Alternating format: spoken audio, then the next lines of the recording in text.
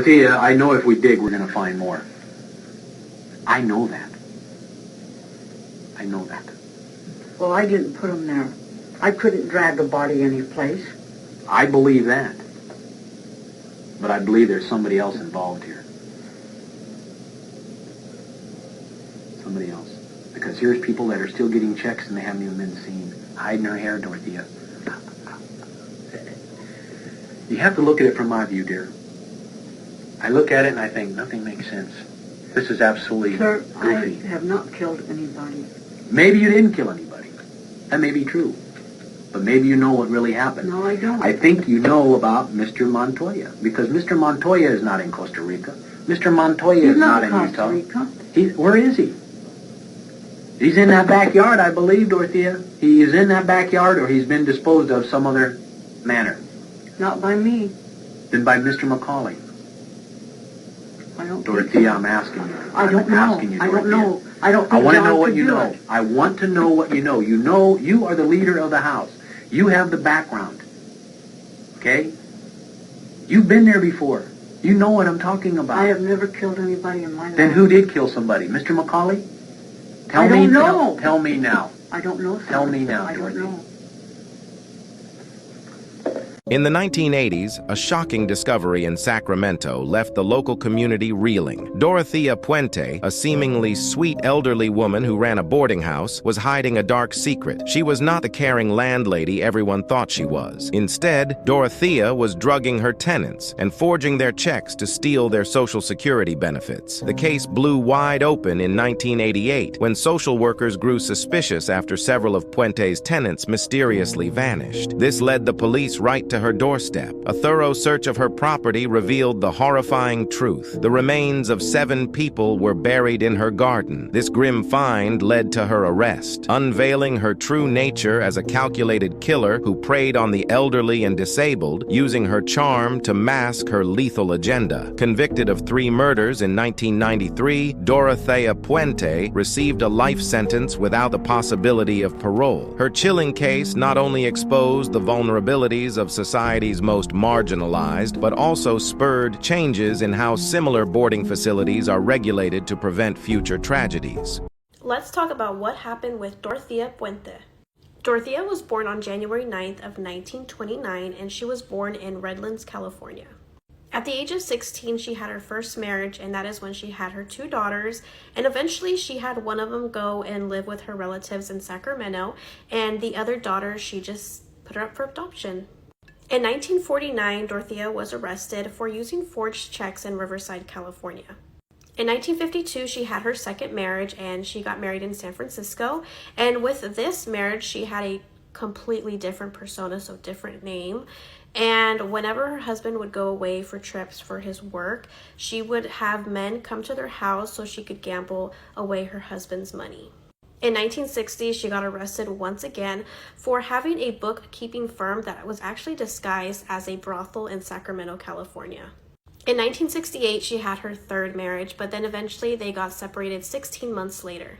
Now, this is when Dorothea decides that she wants to run a boarding house in downtown Sacramento. Now, this was a great place for elderly people, people with a mental illness, disabled people, and even elderly people. As you can see in this photo, she looks like a very elderly woman. She has vintage clothing on, she has the gray hair, glasses, but she's only in her 50s. On November 11th of 1988, police departments show up at the boarding house after a social worker had reported a disabled man with schizophrenia missing. While the police department was at this house, they noticed that there was fresh soil on the ground, and that is when they discovered a human body. 7 bodies were eventually found buried on the property. Basically, what Dorothea would do, she would drug them until they overdosed, then she would wrap them up in bed sheets and just take them to the property outside just to bury them. And the reason she did this was just to collect their money and any Social Security money that they would get. Dorothea was sentenced to life in prison without the possibility of parole. Throughout her time in jail, she still maintained her innocence, and she just stated that they died of natural causes. Dorothea died in prison on March 27th of 2011 at age 82. If you are in the Sacramento area, this house is located on 1426 F Street, and you can actually take a tour of the house. Sacramento, home of the notorious serial killer Dorothea Puente. In the 1980s, she ran a boarding house in Sacramento for many elderly and mentally unstable homeless people. She would kill the tenants living in her house, bury them in her yard, and collect their Social Security checks.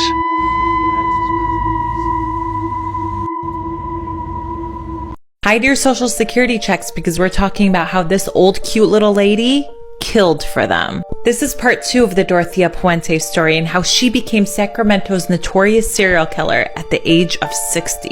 After 7 bodies were discovered in the backyard of her boarding home, investigators soon believed that she might have been responsible for up to 25 deaths. One of them being her ex-boyfriend. And another victim of hers was a man that she asked to dig up the holes so she could throw her trash in. And her neighbors thought she was a saint because she would take these people into her boarding Home and take care of them. But the Miss Doubtfire lookalike was actually poisoning all of her victims, stealing their Social Security checks, and then burying their bodies in her backyard. But the real question is, do you think she did this all alone, or was somebody helping her? Dorothea Helen Puente seemed like a benevolent landlady, but behind her grandmotherly facade lurked a sinister predator.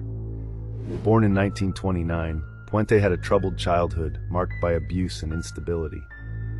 By the 1980s, she ran a boarding house in Sacramento, California, targeting elderly and mentally disabled tenants. Puente poisoned her victims, buried their bodies in her yard, and continued to cash their Social Security checks. Her heinous crimes were discovered in 1988 when police unearthed 7 bodies from her property. How could a seemingly kind elderly woman commit such monstrous acts? Dorothea Puente's case remains a chilling reminder of hidden evil. Dorothea Puente looked like a sweet old lady, but looks can be deceiving. In fact, she was a serial killer. Between 1982 and 1988, the elderly and disabled people living in her boarding house had no idea that she was poisoning and strangling some of the people there, even cashing some of the Social Security checks. This is the terrifying story of Dorothea Puente, the dead house landlady. Dorothea Helen Grade was born on January 9, 1929, in Redlands, California. She became an orphan after both of her parents passed at a young age. Puente started living on her own when she was 16 and tried to make a living as a prostitute, but met a guy by the name of Fred McFall in 1945 who she ended up marrying. The marriage was very brief, only lasting 3 years. After 3 unsuccessful marriages, she decided to open a boarding house in 1970. Social workers around the time looked up to Dorothea Puente's boarding house with admiration. She had a reputation for taking very tough cases, recovering alcoholics, drug addicts, and mentally ill people. In 1980, she lost her first boarding house after she was caught signing benefits checks, drugging her tenants, and stealing their valuables. By 1982, Puente was sent to prison for her crimes. She was released just 3 years later. Although a state psychologist diagnosed her as a schizophrenic, she received no help. Puente opened up her second boarding house and quickly got in her old ways back again. In April of 1982, a 61-year-old woman named Ruth Monroe moved in Dorothea Puente's house. Soon after, Monroe died from an overdose of codeine and acetaminophen. She told police she committed suicide. It wasn't until 1988 that suspicions first arose about Puente after one of her tenants, 52-year-old Alvaro Montoya, went missing. It turns out that another lady by the name of Judy Moyes reported her missing. It is here that she was questioned by authorities. After searching her house, 7 bodies were found in her backyard. Puente was able to escape to Los Angeles, but was recognized by a man at a bar. She was sentenced to life in prison without the possibility of parole, but she died in prison for natural causes at the age of 82 on March the 27th, 2011.